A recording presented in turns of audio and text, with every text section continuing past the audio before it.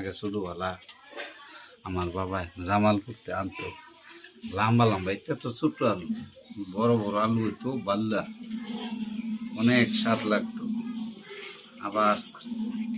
আমার বড় বোনও আনতো খাড়াই খোড়াই, এটা আমরা খাইতাম টমেটো দিয়া, আলু দিয়া একটু ঝোল হইতো খাইতাম।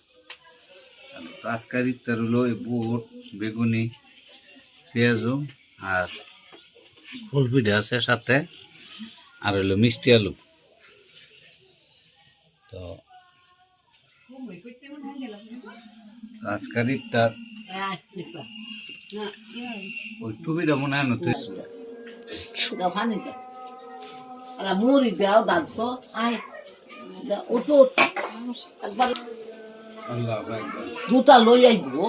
এনে মুড়ি মা ওইটা বস একটার উপরে আর ওই তো আয় আবার কেন চাল দাও পানি দে তোর মুড়ে পানি দে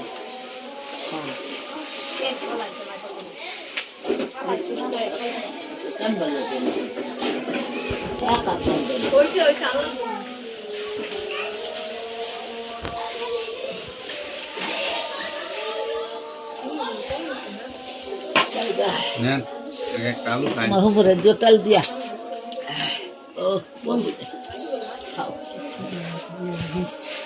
আইতাম আইতাম কইতে যাইতে না মা কি অসুবিধা হইলো দাও করতে নাই খাইলা না খাইলা আমি করে শুনলাম খদ দিদ আর জেট মা তাতনে পালা থাক